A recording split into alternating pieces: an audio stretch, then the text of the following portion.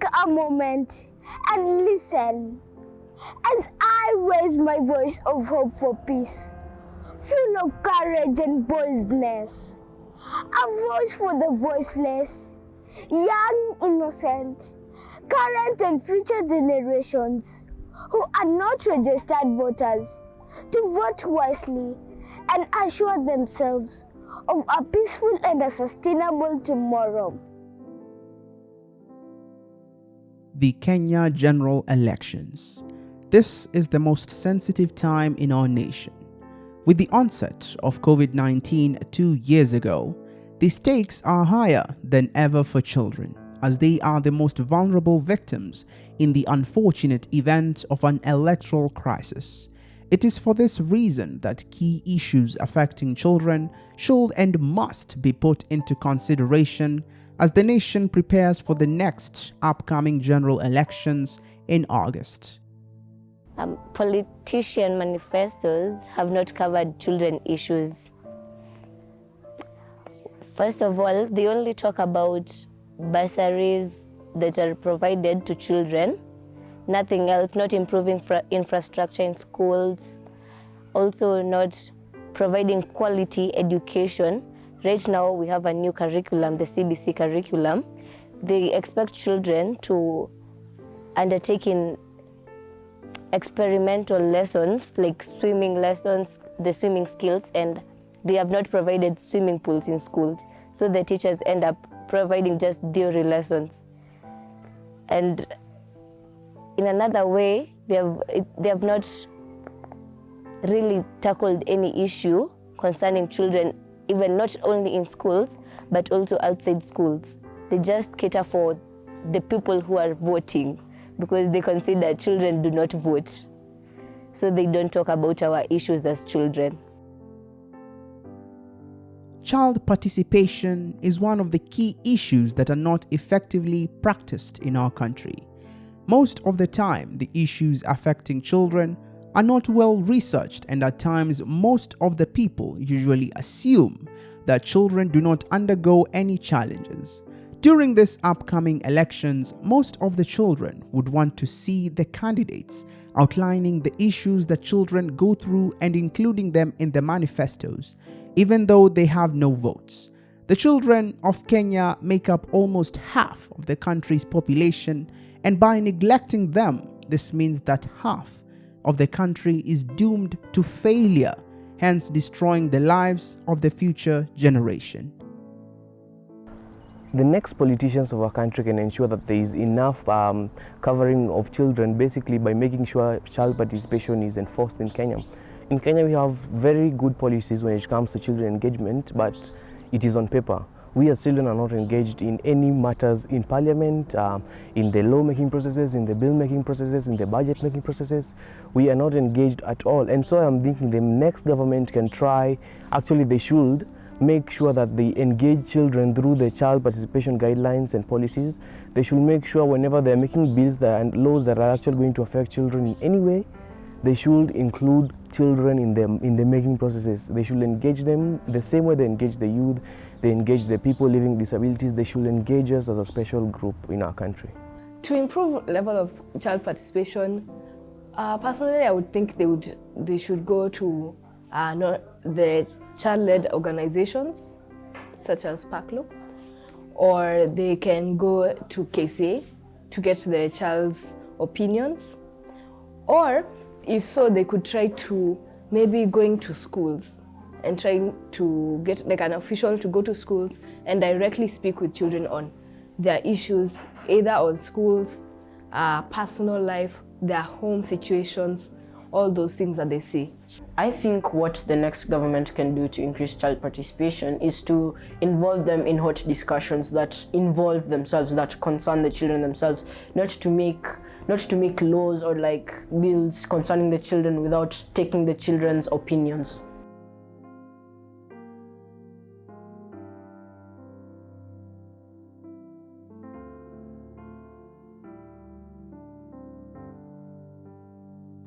Gava inaweza ensure kuna proper sanitation kwa schools na community kwa kutujengea choo zetu ni mbaya.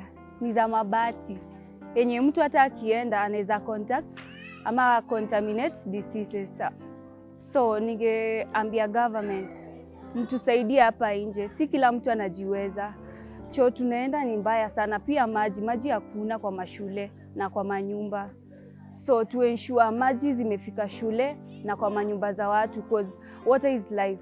Well, I understand that there are schools that don't even have taps. There are schools which don't have good toilets. There are even schools which don't have toilets at all and don't even provide food for their students.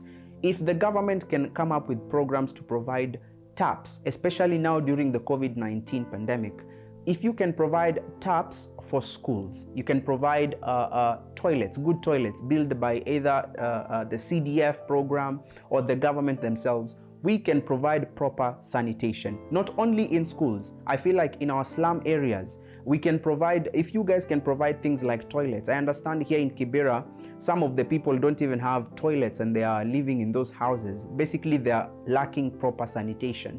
So if you provide these people with taps, you provide them with toilets, you would have managed to score on proper sanitation, because everyone will be washing their hands during this pandemic, and it will also help to curb this pandemic, by the way. If everyone is washing their hands, after using the clean toilets, they come out, they wash their hands, they go to their families, they will all help to keeping each other safe. So let's come up with these programs. The government can ensure that there is proper sanitation at schools and at community at large by improving sanitation in urban centers, by saying that, I mean, they should provide these cars that provide transport water to various communities and school.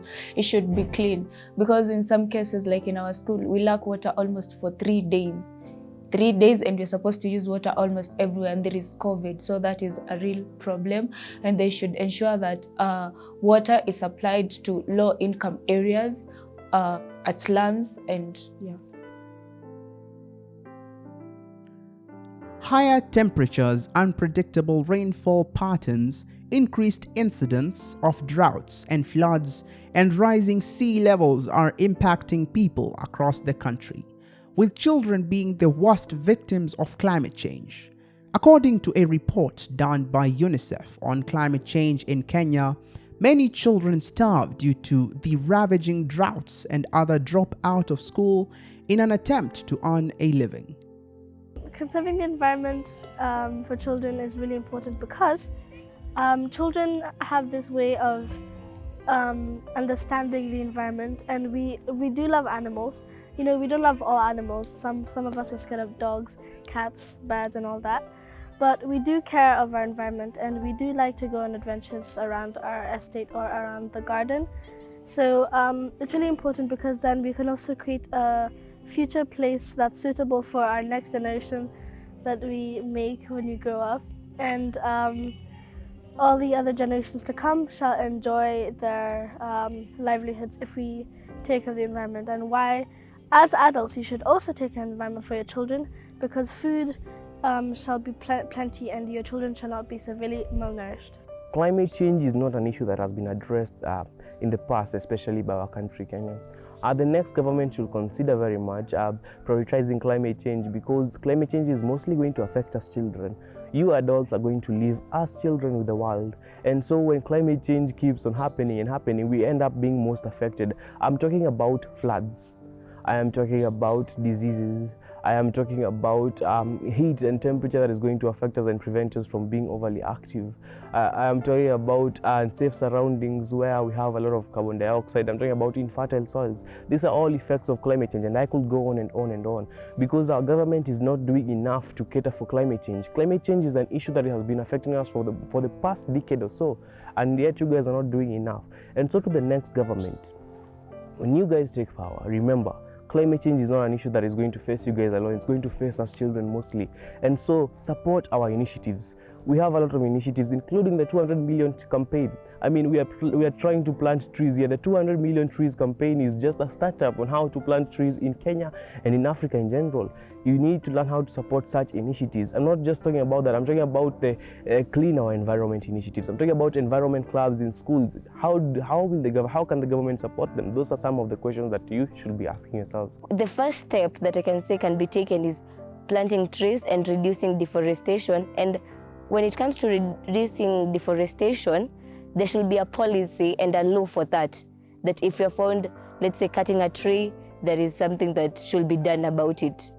And not like when you just cut a tree, you have to plant more or pay for something like that. There should be a better policy and a way of punishing those people who do deforestation, because it affects us as humans, all of us, as a child, as a grown person, as an old person. It affects all of us in one way or another. So what the government can do, the first step that they can do is plant more trees and bring up organizations that will be in areas to facilitate the planting of trees.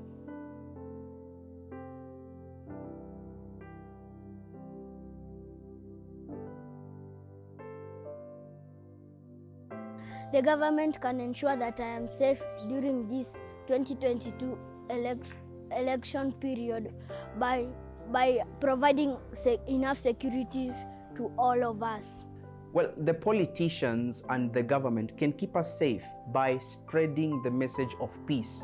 When you're giving out your manifestos, when you're going to campaign in your rallies, can we spread the message of peace? Tell your people that we want a peaceful elections in 2022. Me as a child, I will not feel safe when during the election period or after or pre the election period, I see people throwing stones, I see people throwing sticks. This will also interfere with the next generation of children. You find that if I see the adults right now throwing stones and sticks, I feel like there's no way we can solve any problem without including violence. So you find that the next generation of children, we get now to start also becoming violent. And then you ask, what's wrong with our youth? What's wrong with our children? It's because you as the politicians, you as the leaders, you as the government, you have not provided the right steps for us to follow so that we can ensure that we don't provide the country with things like calamities and wars that don't even matter. So government and the politicians who are giving out their manifestos out there, please, let's spread the message of peace. The government can ensure that I am safe during this election by creating awareness to everyone in the society, to encourage everyone to preach peace, to advertise on peace, on billboards, on advertisement, everywhere to be just about peace. The government can also ensure that I am safe during this election by deploying more security officers to ensure that there is no insecurity in any region, any ward, across the country. To the citizens and my parents and to the people who will be voting, make sure to remember us, the children, while you're voting. It is a must that you remember us because we are the future of our country. My message to you, the adults and the people who are going to vote, is vote wisely, vote for peace, and choose the right leader. My message to the youth of our country, to my parents, to my sisters and brothers who will be voting this year is, your vote is going to determine your future. For the next 5 years, those leaders who you choose, those leaders that are going to, those are the leaders who are going to be representing you in parliament. Those are the leaders who are going to be deciding your fate as citizens of our nations. And so my message is so simple: vote wisely and keep us safe.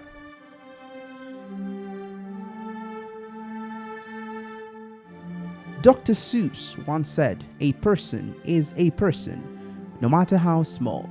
Children are almost half of this country's population, and ignoring their issues will prove catastrophic. Leaders and those aspiring to be leaders must address these issues affecting children, lest we lose our future. Wakenya, msichochwe. Say no to political violence. Say no to tribal violence. Ama mtajipata kwa character development.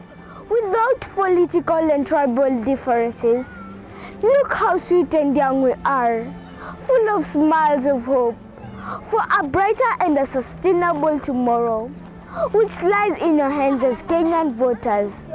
Kindly vote Kenya, vote peace, and let our tomorrow be real.